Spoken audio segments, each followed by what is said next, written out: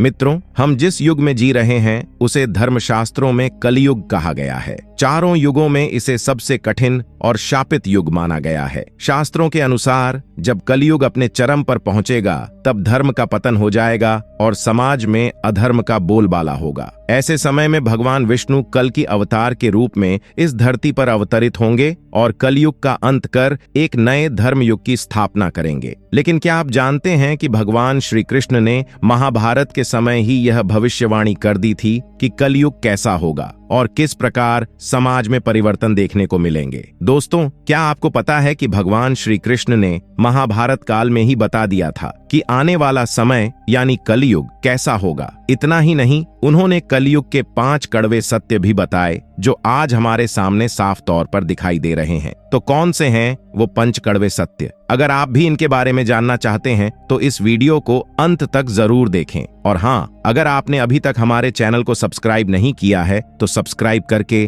Bell icon को दबाना मत भूलें ताकि आपको हमारी नई वीडियो की नोटिफिकेशन सबसे पहले मिल सके। तो बिना समय बर्बाद किए आइए शुरू करते हैं। दोस्तों, महाभारत के उस महत्वपूर्ण क्षण की बात है जब पांडव द्युत क्रीड़ा जुए में अपना सर्वस्व हारने के बाद वनवास पर जाने को विवश होते हैं। वनवास पर जाने से पहले वे भगवान श्री कृष्ण से मिलते हैं और उनसे मार्गदर्शन की अपेक्षा करते हैं। पांडव, विशेष रूप से युधिष्ठिर, भगवान से यह जानने के लिए उत्सुक होते हैं कि आने वाला युग यानी कलियुग कैसा होगा। वे पूछते हैं, हे भगवान, हमने इस क्रीड़ा में सब कुछ खो दिया है और अब हम 5 भाई और द्रौपदी सहित वनवास जा रहे हैं। परंतु वनवास पर जाने से पहले हम यह जानना चाहते हैं कि कलियुग में मनुष्य कैसे होंगे, उनके विचार और आचरण कैसे होंगे और मोक्ष की प्राप्ति के लिए उन्हें किन मार्गों पर चलना होगा। पांडवों की जिज्ञासा सुनकर भगवान श्री कृष्ण कुछ देर के लिए मौन हो जाते हैं। भगवान श्री कृष्ण ने पांडवों से कहा, पहले आप सभी वन में जाइए और जो कुछ भी आपको वहां दिखे उसे मेरे पास आकर बताइए, तब मैं आपके सभी प्रश्नों का उत्तर दूंगा। भगवान के निर्देशानुसार 5 पांडव वन की ओर चले गए। वन में जो दृश्य उन्होंने देखा वह अत्यंत विचलित करने वाला था। जो कुछ भी उनके सामने आया उसने उन्हें हैरान कर दिया। वे अपनी आंखों पर विश्वास नहीं कर पा रहे थे। वन में कुछ समय बिताने के बाद सभी पांडव वापस लौटे और भगवान श्री कृष्ण के समक्ष उपस्थित हुए। लेकिन इस बार पांडवों के चेहरे पर गहरी चिंता और उलझन साफ झलक रही थी। उनके माथे पर चिंता की रेखाएं थीं, मानो वे किसी गहन रहस्य को समझने की कोशिश कर रहे हों। जब भगवान श्री कृष्ण ने पांडवों की इस स्थिति को देखा तो उनसे रहा नहीं गया। उन्होंने पूछा, आप सभी गहरे विचारों में डूबे हुए प्रतीत हो रहे हैं। मुझे बताइए, क्या बात है? यदि कोई समस्या है तो मैं उसका समाधान अवश्य करूंगा। भगवान के इन शब्दों को सुनकर पांडवों में सबसे बड़े धर्मराज युधिष्ठिर ने हाथ जोड़कर कहा, हे माधव, हमारी शंका वन में देखे गए उन दृश्यों को लेकर है। युधिष्ठिर के शब्दों को सुनकर भगवान श्री कृष्ण ने कहा, आप सभी एक एक करके विस्तार से बताइए कि वन में आपने क्या देखा। सबसे पहले युधिष्ठिर ने बोलना शुरू किया, हे द्वारकाधीश, जब हम 5 पांडव भाई वन में पहुंचे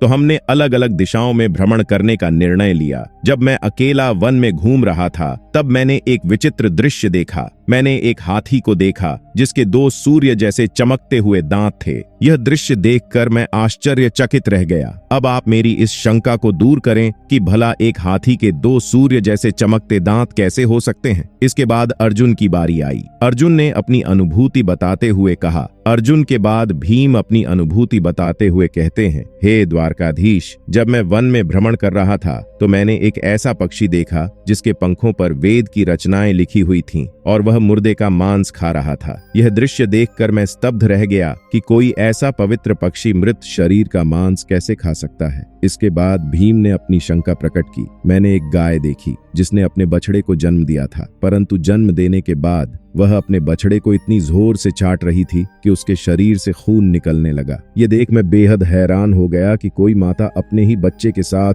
ऐसा व्यवहार कैसे कर सकती है। भगवान श्री कृष्ण ने धैर्यपूर्वक सभी पांडवों की बातें सुनी। फिर उन्होंने सहदेव से पूछा, सहदेव, तुमने वन में क्या देखा? सहदेव ने कहा, हे माधव, मैंने वन में एक अजीब दृश्य देखा। वहां बहुत बहुत सारे कुएं थे और सभी कुओं में पानी भरा हुआ था, परंतु हैरानी की बात यह थी कि बीच का कुआं पूरी तरह से खाली था। बीच का कुआं गहरा है लेकिन उसमें पानी नहीं है। यह एक ऐसा सवाल है जो सोचने पर मजबूर करता है। नकुल ने आगे बताया कि जब पांडव वन में भ्रमण कर रहे थे तब उन्होंने एक विशाल चट्टान को पर्वत से लुढ़कते हुए देखा। यह चट्टान रास्ते में कई विशाल वृक्षों और चट्टानों से टकराई, लेकिन किसी भी बाधा को पार करते हुए आगे बढ़ती रही। अंत में वह केवल एक छोटे पौधे के स्पर्श से रुक गई। यह अद्भुत दृश्य देखकर युधिष्ठिर ने भगवान श्री कृष्ण से कहा, हे वासुदेव, हमने वन में जो कुछ देखा उसे हमने विस्तार से आपको बता दिया है। कृपया हमारी शंकाओं का समाधान करते हुए इन दृश्यों का अर्थ बताएं। भगवान श्री कृष्ण ने युधिष्ठिर की बात को गंभीरता से सुनते हुए कहा, ये दृश्य केवल भौतिक रूप से अजीब नहीं है, बल्कि इनमें गहरी शिक्षाएं भी निहित हैं। उनकी बातें न केवल पांडवों के लिए बल्कि सभी के लिए एक संदेश छोड़ गईं कि जीवन की गहराइयों को समझने के लिए हमें अपनी बाहरी दुनिया से परे जाकर आंतरिक मूल्यों पर ध्यान केंद्रित करना चाहिए। धर्मराज, जैसा कि आपने बताया, आप 2 सन वाले हाथी को देखकर सोच में पड़ गए हैं, लेकिन यह हैरान होने वाली बात नहीं है। कलयुग में ऐसे लोग ही राज्य करेंगे जो एक ओर बोलेंगे और दूसरी ओर कार्य करेंगे। उनके मन में एक बात होगी जबकि कर्म में कुछ और ही नजर आएगा। ये लोग शोषण करने का एक भी मौका हाथ से जाने नहीं देंगे। वे केवल अपने हितों की ही बात सोचेंगे। भगवान श्री कृष्ण ने फिर अर्जुन की ओर मुड़ते हुए कहा, हे पांडुपुत्र अर्जुन, तुमने वन में एक ऐसा पक्षी देखा था जिसके पंखों पर वेद की आर्चाएं लिखी हुई थीं, लेकिन वह मुर्दे का मांस खा रहा था। अर्जुन ने कहा, इससे यह स्पष्ट होता है कि कलयुग में ऐसे लोग होंगे जो स्वयं को विद्वान और ज्ञानी पुरुष कहेंगे, लेकिन उनके आचरण राक्षसी होंगे। उनका केवल एक ही मकसद होगा, जल्दी से जल्दी किसी की मृत्यु हो जाए ताकि वे उसकी संपत्ति के मालिक बन सकें। इस युग में मनुष्य के लिए सबसे महत्वपूर्ण धन और संपत्ति होगी और केवल कुछ ही लोग होंगे जो सच में संत कहलाने के लायक होंगे। इसके अलावा अधिकांश लोग अपने अपनों को ही ठोकर मारकर आगे बढ़ने के विचार में होंगे। भगवान श्री कृष्ण ने भीम की ओर देखा और कहा, हे भीम, जैसा कि आपने देखा, एक माता अपने बछड़े को इतनी चाहती है कि उसके शरीर से खून आने लगता है। ठीक उसी तरह कल युग का मनुष्य भी अपने संतान पर इतना प्यार लुटाएगा कि उसके बच्चों का विकास रुक जाएगा। भगवान श्री कृष्ण ने कहा, एक माता की ममता अपनी औलाद को मोह माया और सांसारिक बंधनों में इस तरह बांध देगी कि उसके बच्चे का जीवन नष्ट हो जाएगा। यदि कोई और का बेटा घर छोड़कर साधु बनेगा तो हजारों लोग उसके दर्शन के लिए जाएंगे, लेकिन अगर वही बेटा अपना घर छोड़कर साधु बनने की राह चुनेगा तो माता पिता विलाप करेंगे कि उनका बेटा गलत रास्ते पर चला गया। भगवान श्री कृष्ण ने जीवन की वास्तविकता को समझाते हुए कहा, इंसान को यह समझना होगा कि तुम्हारे पुत्र तुम्हारे नहीं हैं बल्कि उनकी पत्नियों के हैं। भीम की जिज्ञासा को शांत करते हुए भगवान श्री कृष्ण ने सहदेव से कहा, सहदेव, जैसा कि तुमने वन में देखा, वहां कई कुएं थे, लेकिन उनमें से केवल बीच वाला कुआं ही खाली था। यह दृश्य केवल भौतिकता की प्रतीक नहीं बल्कि कलयुग की गहरी सच्चाई को दर्शाता है। भगवान श्री कृष्ण ने आगे समझाया, इसका अर्थ है कि कलयुग में धनी व्यक्ति अपनी सुख सुविधाओं के लिए भव्य विवाह उत्सवों में धन खर्च करेंगे। वे अपनी भव्यता का प्रदर्शन करेंगे, लेकिन जब वे अपने आस पड़ोस में किसी गरीब को देखेंगे तो उनकी आंखें अनदेखा करने में सक्षम होंगी, फिर चाहे वह गरीब उनका अपना सगा ही क्यों ना हो। लोग अपनी मौज मस्ती के लिए, खुद को खुश रखने के लिए शराब, कबाब, फैशन और व्यसन में पैसे उड़ाएंगे। वे किसी के आंसू को पूछना भी अपना कर्तव्य नहीं समझेंगे। कलयुग में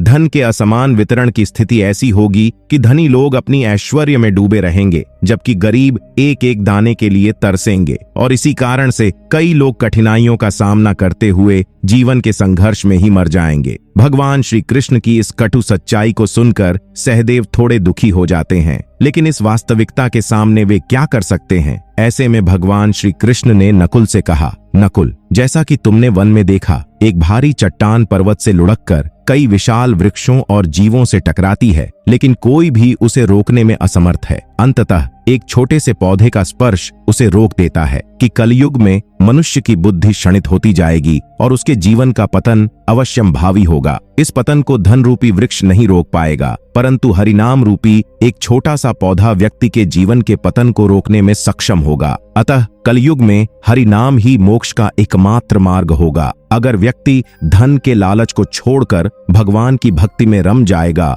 और हरि नाम का जाप करेगा तो निश्चित रूप से उसे कोई दुख या तकलीफ नहीं होगी, यहाँ तक कि मृत्यु के बाद भी उसे भगवान के चरणों में स्थान प्राप्त होगा। दोस्तों, अगर आप गौर करेंगे तो पाएंगे कि सच्ची भक्ति और श्रद्धा से किया गया हरि नाम का जाप व्यक्ति के जीवन को एक नई दिशा दे सकता है। तो पाएंगे कि भगवान श्री कृष्ण द्वारा बताए गए ये 5 कड़वे सत्य आज कलयुग में सच होते नजर आ रहे हैं। ऐसे में अगर आप भी अपने जीवन की सारी तकलीफों को दूर करना चाहते हैं तो आज से ही हरि नाम का जप करना शुरू कर दें। दोस्तों, इस वीडियो में फिलहाल इतना ही। उम्मीद है कि आपको आज की यह वीडियो पसंद आई होगी। अगर हाँ, तो वीडियो को लाइक करें और इस तरह की और भी अमेजिंग और इंटरेस्टिंग वीडियो को देखते रहने के लिए चैनल को जरूर सब्सक्राइब कर लें। धन्यवाद इस वीडियो को देखने के लिए।